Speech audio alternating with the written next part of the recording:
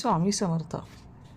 स्वामी भक्त हो, पुणे येथे घडलेला हा स्वामींचा मोठा चमत्कार, स्वामींनी दिलेली दिव्य प्रचिती.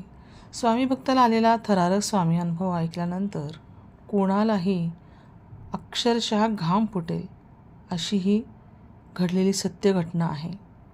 आयुष्यात माणसाला कधीतरी कुठेतरी आणि कसा मृत्यू वाटेल हे काही सांगता येत नाही. परंतु जेव्हा साक्षात मृत्यू आपल्याला फास आपला आवडतो तेव्हा विज्ञानाची ताकदही संपते आणि तिथे खऱ्या ईश्वरी चमत्काराची सुरुवात होते. पुण्यात घडलेला हा अंगावर काटा आणणारा सत्यप्रसंग वाचल्यानंतर तुमचासुद्धा विश्वास स्वामींवरचा 1000 पटीने वाढेल आणि डोळ्यातनं तुमच्या पाणी आल्याशिवाय राहणार नाही. गोष्ट अशी की पुण्यामध्ये एक सुखी आणि मध्यमवर्गीय कुटुंबाचा संसार अगदी आनंदाने सुरू होता. एकुलता एक मुलगा आणि नवरा बायको असे हे छोटेसे कुटुंब राहत होते. एके दिवशी रात्री नवरा पुण्याच्या नवले ब्रिजवरून त्या परिसरातनं दूधचाकीवरून घरी परतत होता. हा परिसर तसाही अपघातासाठी खूप कुप्रसिद्ध होता. रात्रीचे 11 वाजले असतील. अचानक एका भरधाव अज्ञात ट्रकने त्याच्या दुचाकीला पाठीमागून जोरदार धडक दिली आणि तो ट्रक अंधारात पसार झाला. या धडकेमध्ये दुचाकीचा अक्षरशः चक्काचूर झाला आणि ते रक्ताच्या थारोळ्यात तिथेच रस्त्यावर बेशुद्ध पडले. पुण्यातील एका मोठ्या आणि नामांकित रुग्णालयात त्यांना तातडीने दाखल करण्यात आले. जेव्हा बायको आणि घरचे लोक तिथे पोहोचले तेव्हा डॉक्टरांचे चेहरे अतिशय गंभीर होते. अपघातात त्यांच्या डोक्याला अतिशय गंभीर मार लागला होता. मोठ्या प्रमाणावर रक्तस्राव झाला होता आणि मेंदूत रक्त साकळले असल्यामुळे ब्रेन हॅमरेज, डॉक्टरांनी अगदी स्पष्ट शब्दात सांगितले. पेशंटची अवस्था अतिशय नाजूक आहे. ते कोमात गेले आहेत आणि पुढचे 24 तास त्यांच्यासाठी अत्यंत धोक्याचे आहेत. आम्ही शस्त्रक्रिया करत आहोत, परंतु जगण्याची शाश्वती फक्त 1% आहे. तुम्ही आता तुमच्या पुढच्या तयारीला लागा. हे भीषण शब्द ऐकले आणि त्या पत्नीच्या पायाखालची जमीन सरकली. तिच्या कुंकवावर साक्षात आता मृत्यूची सावली येणार. काय प्रसंग तिच्यावर ओढवला असेल याची कल्पना करूनसुद्धा अंगावर काटा येतो पहा. रात्रीचे 2:30 वाजले होते. संपूर्ण पुणे शहर शांत झोपले होते. पण रुग्णालयाच्या त्या अतिदक्षता विभागाच्या बाहेर एका पत्नीचा मात्र श्वास गुदमरत होता. अचानक मधूनच नर्सेसची धावपळ सुरू होती. आतून एका पाठोपाठ एक जण डॉक्टरांना बोलावणे गेले. मुख्य डॉक्टर बाहेर आले. त्यांनी डोक्याला हात लावला. ते अत्यंत जड आवाजात म्हणाले, सॉरी, आम्ही काही करू शकत नाही.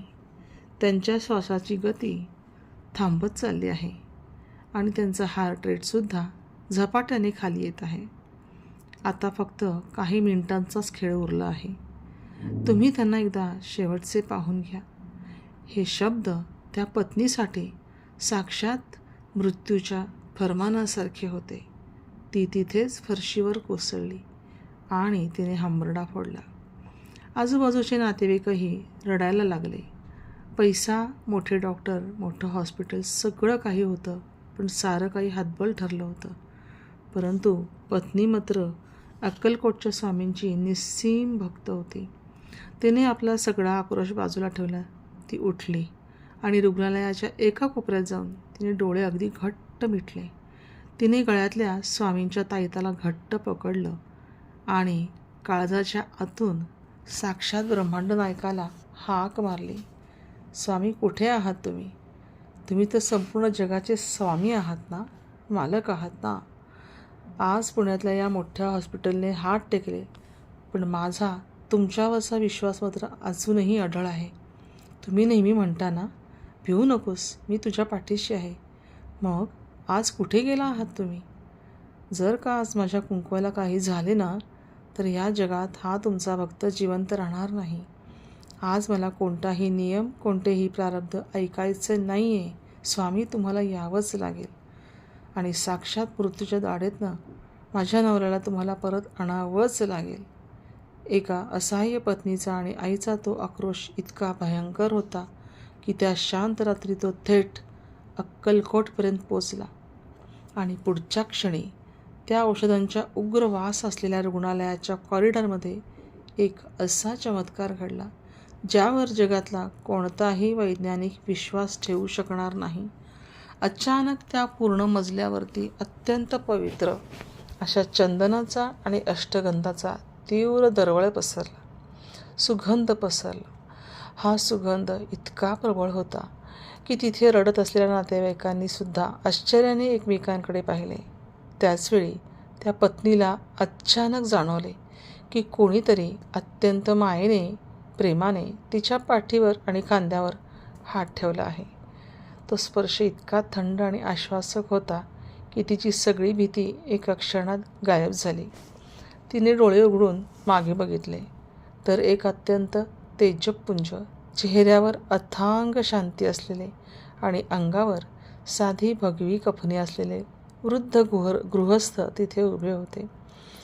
त्यांनी अत्यंत गोड आवाजात म्हटले, "पोरी, एवढी का घाबरतेस? शांत हो बरं. तुझ्या सौभाग्याचा चुडा मी नाही फुटू देणार. तुझं सौभाग्य अमर आहे. मी आहे ना इथं." आणि पुढच्याच सेकंदाला ते डोळ्यादेखत तिथेच अदृश्य झाले. ती पत्नी फक्त स्तब्ध होऊन पाहतच राहिली. आणि इकडे ICUमध्ये अक्षरशः भूकंप झाल्यासारखी परिस्थिती झाली. जो हार्ट मॉनिटर काही क्षणापूर्वी पूर्णपणे सरळ रेषेत आला होता आणि बीप बीप असा सलग एकसारखा आवाज करत होता, त्यावर आता पुन्हा आलेख दिसू लागला होता. श्वास थांबलेले तिचे पती अचानक जोरात श्वास घेऊ लागले होते. डॉक्टरांना घाम फुटला. ते वेड्यासारखे सगळे मशीन पुन्हा पुन्हा चेक करत होते, तपासत होते. मेंदूतून साकळलेले रक्त चमत्कारिकरित्या कमी होऊ लागले आणि डॉक्टर धावत बाहेर आले आणि म्हणाले, "हे विज्ञानाच्या पूर्णपणे पलीकडचं आहे. आम्ही त्यांना मृत घोषित करणारच होतो, पण अचानक त्यांची पल्स नॉर्मल झाली आहे. हा वैद्यकीय क्षेत्रातला सगळ्यात मोठा चमत्कार आहे." हे ऐकून त्या पत्नीने तिथेच जमिनीवर डोके टेकवून हुंदके दिले.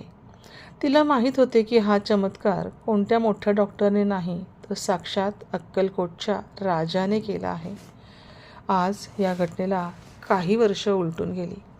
पुण्यात घडलेल्या या प्रसंगानंतर तिचे पती आता मात्र पूर्णपणे निरोगी आणि ठणठणीत आहेत.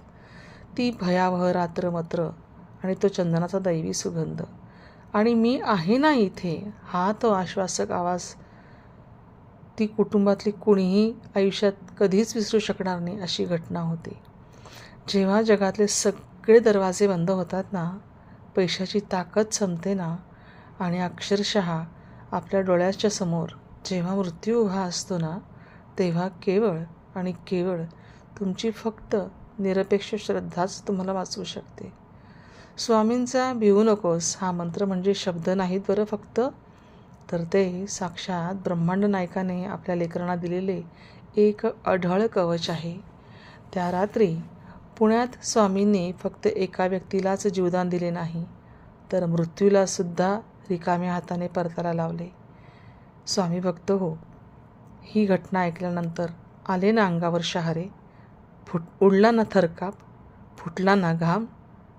मग अशाच वेळेला स्वामी तिथे येतात आणि धरतात आपला हात आणि म्हणूनच आपल्याला घाबरायचं काही कारण नसतं. जिथे स्वामी पाय तिथे न्यून काय, स्वयंभक्त प्रारब्ध घडवी ही माय. ही आपली ओवी निशंक होई रे मना, निर्भर होई रे मना, प्रचंड स्वामी बळ पाठीशी रे, असे हे जे आपण म्हणतो ते उगाच नाही. रोज या मंत्राचा जप करा. तुम्हाला कुठल्याही संकटातनं स्वामी 100% वाचणार ही खात्री आहे. कशी वाटली तुम्हाला ही सत्य घटना मला नक्की कमेंटमध्ये कळवा. आणि